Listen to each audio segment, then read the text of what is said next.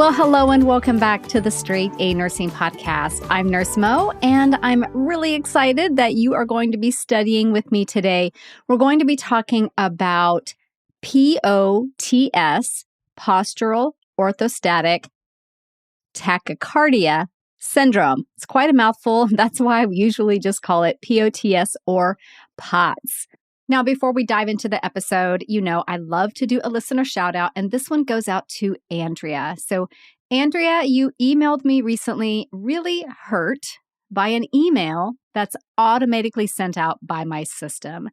And before Andrea emailed me, I had set up this automation so that when a quiz is completed inside one of my programs, it sends this automation so that you can see your quiz results. Unfortunately, the message basically says you passed or you failed. And I have been on with tech support. I have tried.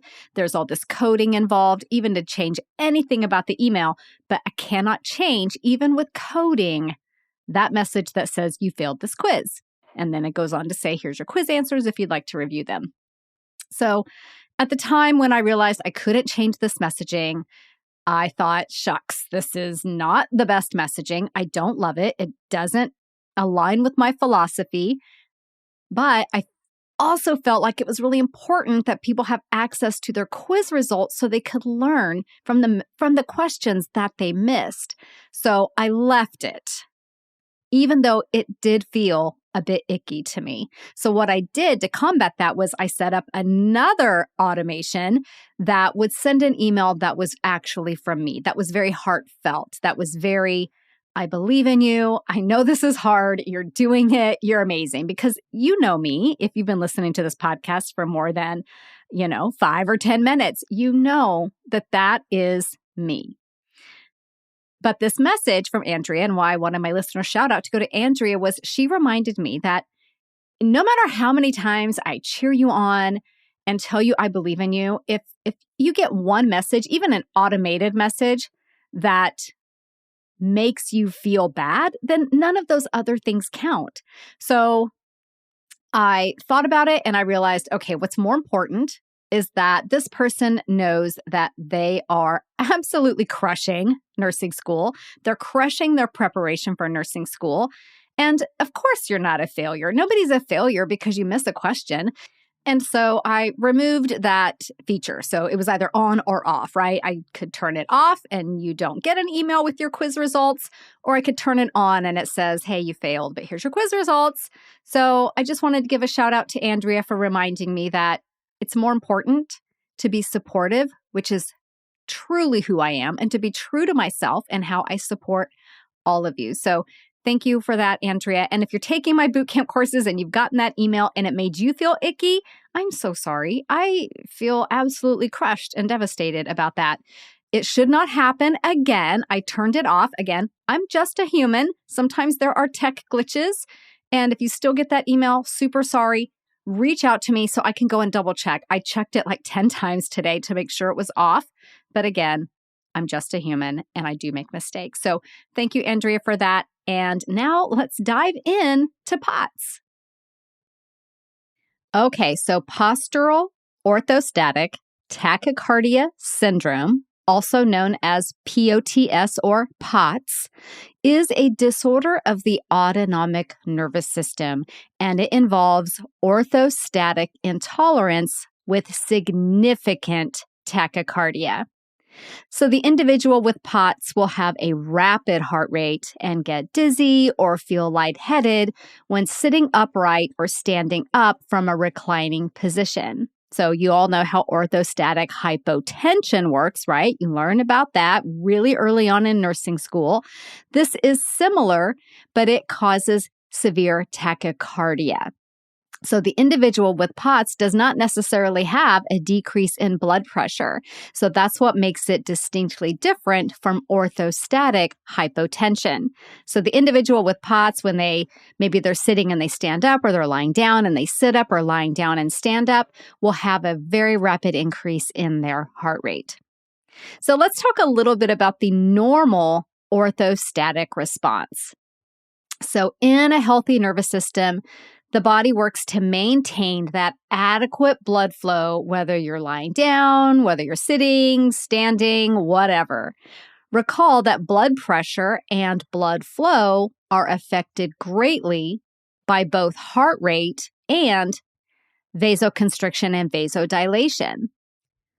So when blood pressure decreases, the normal response is for the heart rate to increase and those blood vessels to constrict. In POTS, the nervous system is unable to coordinate this response. So a normal orthostatic response requires several different components to be optimal, namely the autonomic function that compensates for the blood that is forced downward in the body upon standing.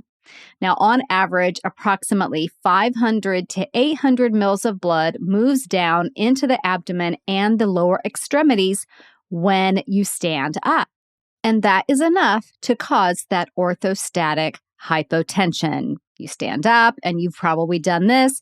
You stand up too fast, and suddenly you're lightheaded. Maybe even your vision dims a little bit. That is basically what happens with orthostatic hypotension. And some people will fall with that. And that's one of the reasons why you learn about it so early in nursing school, is because it's a safety risk, right? If your patient has orthostatic hypotension, you want to make sure that they're getting up slowly so that they don't jump out of bed, get dizzy, get lightheaded, and then go down. Now, normally, the baroreceptors of the autonomic nervous system compensate for this disrupted blood distribution and signal for an increase in cardiac sympathetic activity. And what this does is it increases heart rate and it causes vasoconstriction. Additionally, the skeletal muscles of the lower extremities and even muscles of the abdomen as well act as pumps to promote venous return. So taken all together, these actions increase blood flow to the brain and other vital organs. But in POTS, the blood vessels do not respond normally to these hormonal messages, and they do not constrict adequately. The autonomic nervous system senses that blood pressure remains low or lower than it is anticipated to be and continues to release epinephrine and norepinephrine in an attempt to cause vasoconstriction. So the result is tachycardia. Now, that tachycardia is going to compensate for that drop in blood pressure, which is pretty much why the individual with POTS doesn't have a significant drop in blood pressure, but that tachycardia is intense. Now, although POTS is an autonomic nervous system disorder, new evidence shows that it may also be a disorder of the central nervous system and could explain why some individuals suffer from central nervous system symptoms. And these can include fatigue, headache, even migraine headaches, cognitive dysfunction, and difficulty sleeping. Additionally, there are even reports of patients developing POTS after brainstem compression, and this POTS resolves after the pressure is relieved, after the patient goes to surgery. There's definitely a lot to keep an eye on with this interesting and complex disorder. So let's talk a bit about what leads to POTS. This is another one of those conditions where the cause is not fully understood, but there are several different mechanisms that can lead to an individual experiencing POTS. These include hypovolemia. So with decreased blood volume, there is decreased venous return of blood to the heart. Makes sense, right? This can lead to tachycardia and orthostatic intolerance. Deconditioning is another factor. Cardiac deconditioning, namely in that left ventricle, can lead to reduced stroke volume, which can lead to POTS. Even healthy patients placed on bed rest for a period of just 2 weeks can decondition to the point where they experience orthostatic intolerance. Interestingly, this can also happen to astronauts who spend a lot of time in low gravity. There's also a hyperadrenergic component. In some individuals, the sympathetic nervous system is just overactive. This may be due to a genetic mutation that affects the production and transport of norepinephrine. It can also be due to some medications such as tricyclic antidepressants, norepinephrine reuptake inhibitors, and sympathomimetics. There's also neuroendocrine dysfunction to take into account. POTS can also be related to neuroendocrine dysfunction involving increased cardiac adrenergic activity and increased catecholamine levels. Additionally, lower levels of renin and aldosterone may be present with higher levels of angiotensin II. Now, to understand why this is significant, let's do a quick review of the RAS pathway.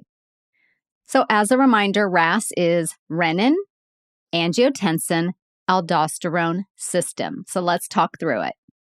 In a healthy individual who has low blood volume, renin stimulates the production of angiotensin I.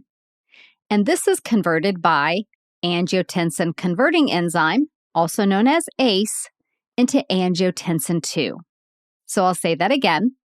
In a healthy individual with low blood volume, renin stimulates the production of angiotensin I, which is converted to angiotensin II by angiotensin converting enzyme, also known as ACE, and that stands for ACE.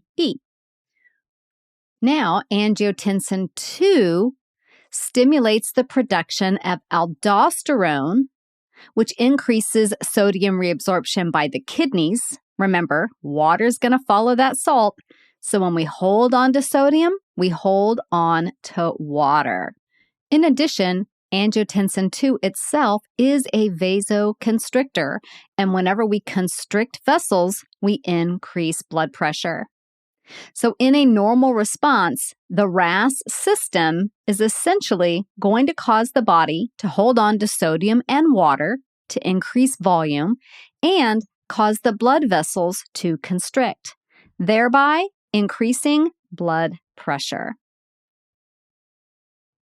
So individuals with POTS often have low plasma levels of renin and aldosterone, which limits the ability of the RAS pathway to do its work and maintain adequate blood volume.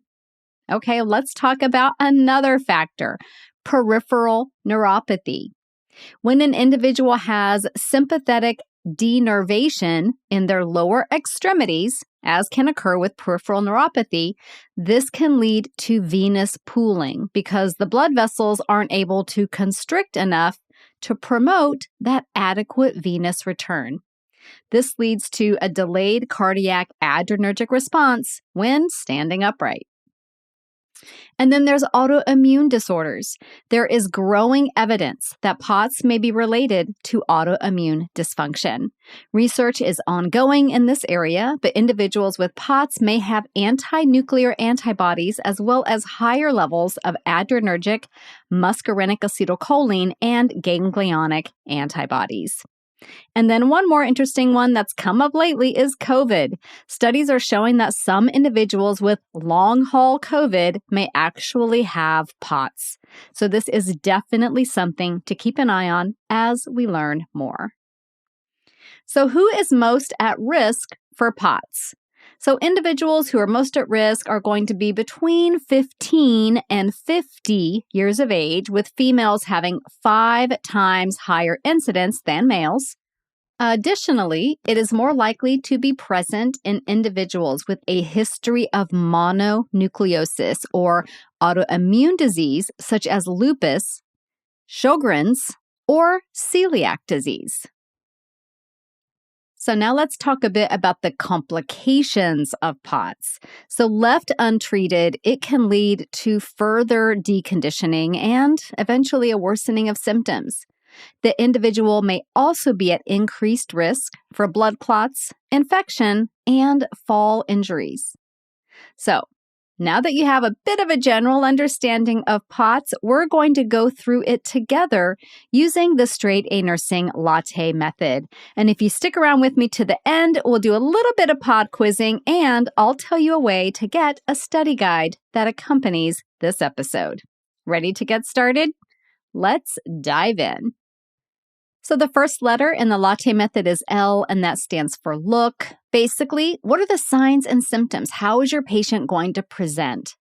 So in general, the patient will have signs and symptoms related to orthostatic intolerance that is caused by sitting or standing up from a reclining position. Note these symptoms are relieved by sitting down from a standing position or lying down if the symptoms occurred when they sat upright from a lying down position. Basically, just going back down. These include symptoms such as lightheadedness, blurry or fading vision, and palpitations that can occur with chest pain. Some additional signs and symptoms can include difficulty concentrating, difficulty with memory, decreased executive function, and decreased cognitive processing speed. The individual may have body temperature dysregulation, exercise intolerance, and sleep disturbances. Now, note that symptoms are typically worse when standing still versus walking. And why do you think that is? Now, recall that walking helps activate that muscle pumping action that promotes venous return. So if you were thinking venous return, you get a gold star. Symptoms are also going to be worse if a position change occurs after lying down for a long period of time, such as when getting up out of bed in the morning. Hot weather, dehydration, illness, stress, and menstruation can all cause symptoms to worsen. Now, some patients may report vague or nonspecific symptoms that are unrelated to orthostatic intolerance or a change in position. These can include anxiety, acrocyanosis, gastric upset, dry mouth, tingling in the extremities, flushing, cold feet, and urinary frequency. We have a lot to learn about this condition, so definitely keep an eye on it if this is something that interests you.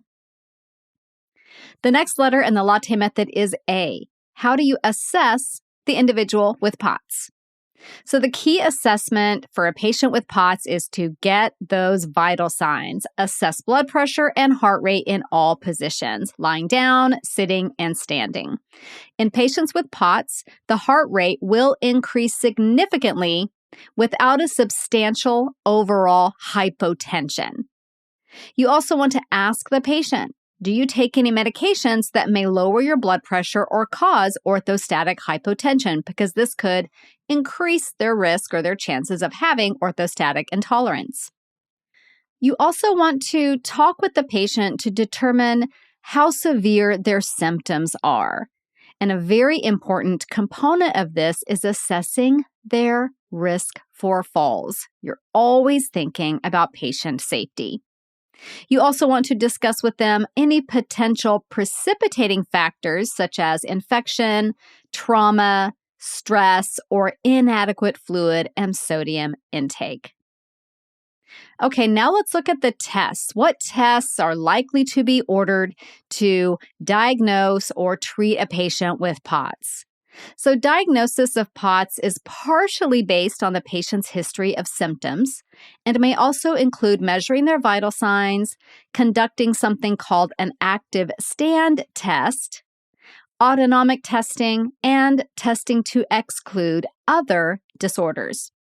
So the active stand test is conducted by measuring heart rate and blood pressure at baseline. The patient is then tasked with standing still for a period of time. And then heart rate and blood pressure are measured at minute 1 and possibly again at minutes 3, 5, and 10 if the initial measurements are inconclusive. A positive result for POTS is present if signs of orthostatic intolerance are noted, along with an increase in heart rate by at least 30 beats per minute. This is tweaked slightly for individuals under 20 years of age to be 40 beats per minute. So again, you ask the patient to stand still, and then you measure heart rate and blood pressure at minute 1. If there is signs of orthostatic intolerance, like the patient's dizzy, they're lightheaded, their vision's gotten wonky, whatever those are, so we have a positive indicator of orthostatic intolerance along with the heart rate going up by at least 30 beats per minute, that is indicative of POTS. And again, if they're under 20 years of age, that heart rate would increase by 40 beats per minute or more. Autonomic testing assesses the degree of symptoms and can be conducted as a tilt table test, which is the gold standard for diagnosing POTS, or through a quantitative pseudomotor autonomic reflex test, which goes by the initials QSART. So we'll talk about each of those. The tilt table test involves the individual lying on this special kind of table that they're strapped in, they're totally safe, but it tilts into various positions to mimic postural changes. The benefit of this is that they're not going to fall, right? If someone's got really bad POTS and you stand them upright, there's a risk that their heart rate's going to go up, they're going to have severe symptoms, and they're going to fall. This eliminates that. So we have them on this table that tips them around into various positions to mimic postural changes, and symptoms are correlated with the individual's change in heart rate.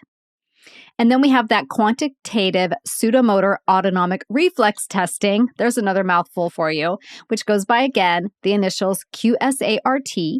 And this measures the response of nerve fibers that innervate sweat glands and is used to diagnose autonomic nervous system disorders, including POTS.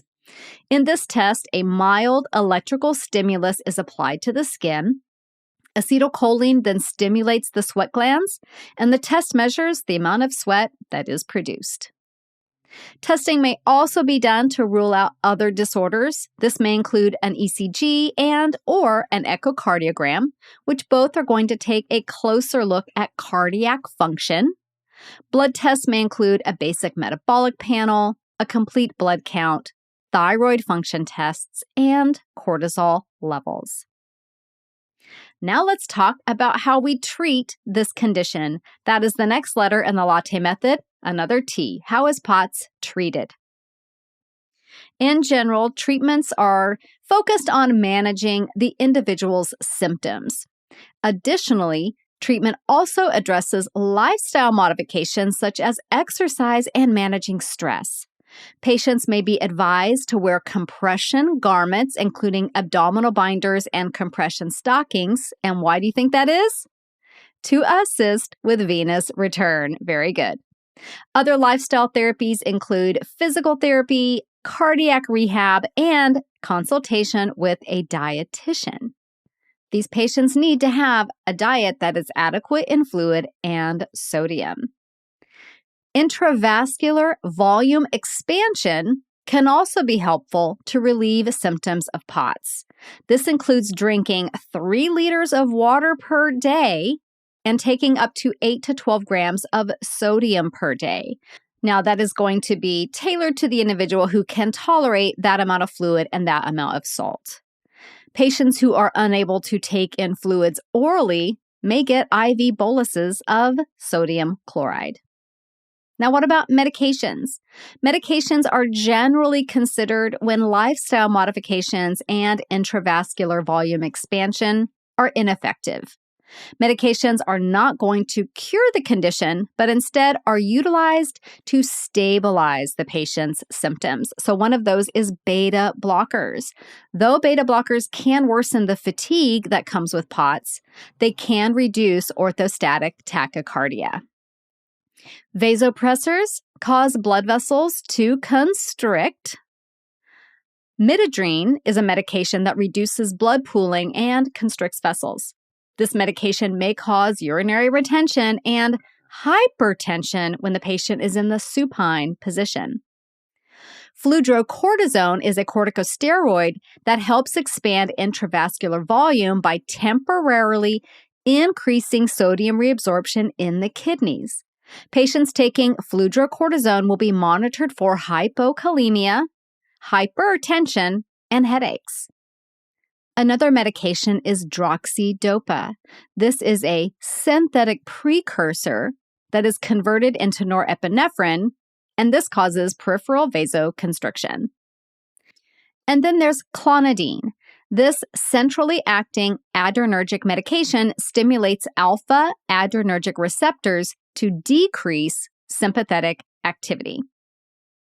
All right, so how do we educate the individual with POTS? There's a lot of potential education for this patient. So some general topics to include are teach the patient how to monitor their heart rate and blood pressure at home and to take these measurements at the same time each day.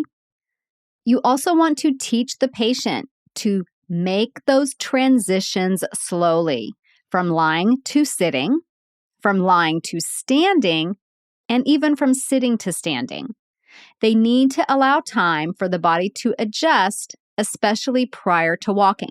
Though the walking will help their symptoms, you don't want someone to just stand up and take off because high risk for falling. Teach the patient strategies to minimize fall risk, such as adding grab bars next to the toilet and moving slowly again, always moving slowly when changing position. Encourage patients to be upright as much as possible and to avoid long periods in bed. Teach patients to avoid prolonged exposure to heat, as this can exacerbate symptoms. Teach your patient they may need to take baths or sit on a bench in the shower, since warm water causes vasodilation, which worsens symptoms. We don't want them falling in the shower.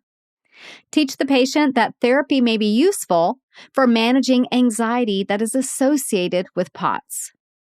You can also teach the patient that a consistent bedtime and wake-up time can be beneficial. You also want to teach them that correcting POTS can take a lot of time. On average, it takes about 2 years to correct the condition, and in some patients, it may take 10 years or more. Patients with any autonomic dysfunction are likely to experience hypotension with anesthesia, so teach your patient to always share their POTS diagnosis with any surgeons and anesthesia providers. And then when it comes to dietary teaching, we want to teach these patients to avoid caffeine and alcohol.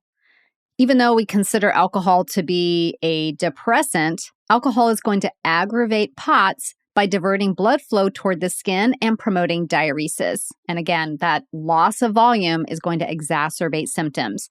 And of course, caffeine is always going to increase sympathetic activity. Encourage your patients to eat meals with fiber and complex carbohydrates, as this can help prevent spikes in blood sugar and lessen POTS symptoms. You also want to teach patients to increase sodium intake with healthier options such as broths, olives, and nuts versus the things I'd probably reach for, which are chips and French fries. And then teaching your patient about activity. Encourage the patient to regularly tense the muscles of the lower body and to shift their weight to promote venous return. Advise your patients to partake in regular exercise, especially aerobic exercise and lower body resistance training. Some great ideas are recumbent bikes, rowing, and swimming, as this is helpful for people who are unable to sustain an upright position for long. So there you have it. That is your guide to postural orthostatic tachycardia syndrome. As promised, let's do a few pod quiz questions, and then I'll share with you how you can get a study guide to go with this lesson. So if this is your first time with the pod quiz, welcome. How it works is I'm going to ask a question, pause for a little bit, and give you time to answer. This is a fantastic way to review concepts, review for exams without being stuck at your desk and staring at a dang screen, right? Okay, so here we go. How much blood volume moves down into the abdomen and lower extremities when you stand up?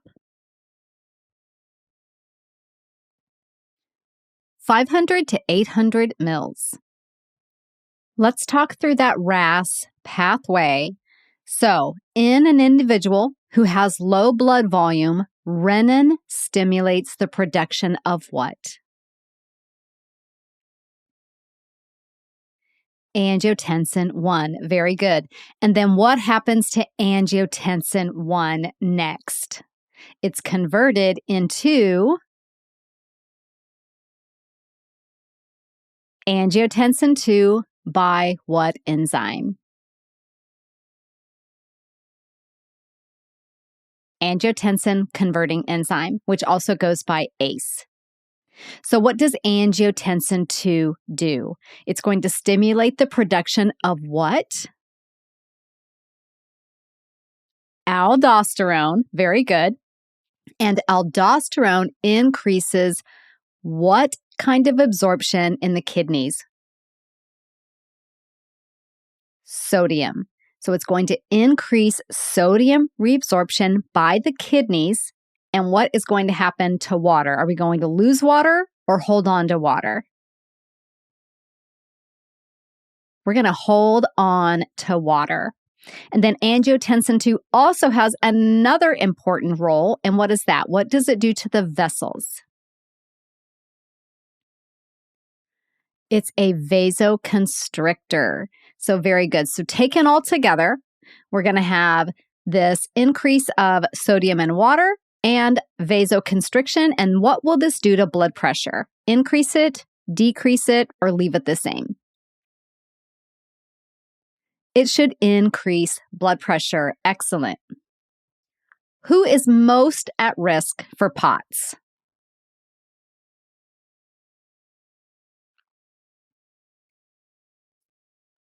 This will be individuals between 15 and 50 years of age, with females having 5 times higher incidence than males. It's also more likely in individuals with a history of what conditions? So one of those, I will give you a hint, seems like it's a common condition that occurs in college-age kids. Mononucleosis. It's also more likely to occur in individuals with autoimmune disease, and I mentioned 3. Can you remember them or maybe name at least one?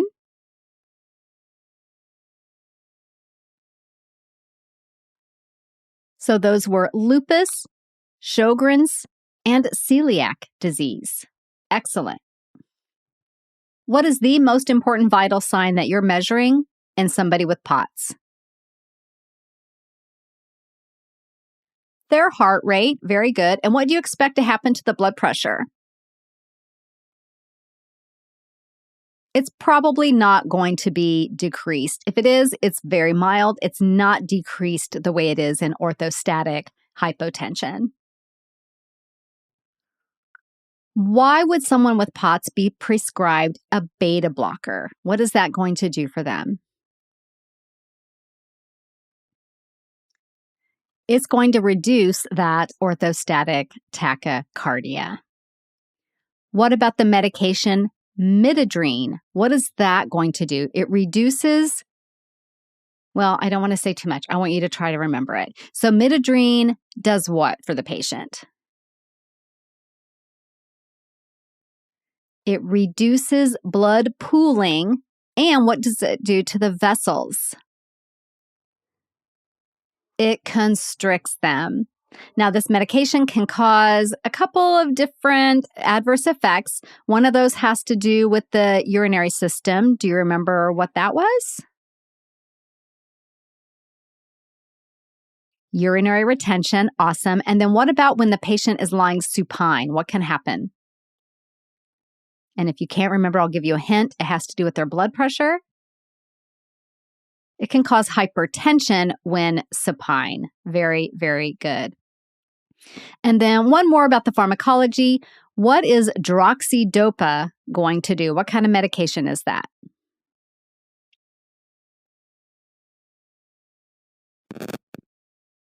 That is a synthetic precursor that is converted into norepinephrine, and that's going to cause vasoconstriction. Very, very good. And if you could only teach your patient with POTS one thing, what would you teach them?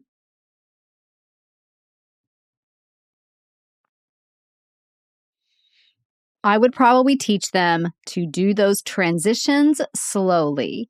Slow transition from lying to sitting, from lying to standing, and from sitting to standing.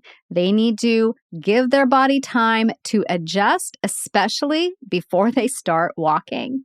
And there you have it. That is your review for POTS. I hope you found it as helpful and as interesting as I did. So I will see you next week. We are going to be diving into AVMs, arteriovenous malformations. I have a couple of bonus episodes coming up, so make sure you keep an eye out for those as well. I'm interviewing some really awesome nurses who have some cool things to share with you. See you again soon. This podcast is brought to you by Straight A Nursing.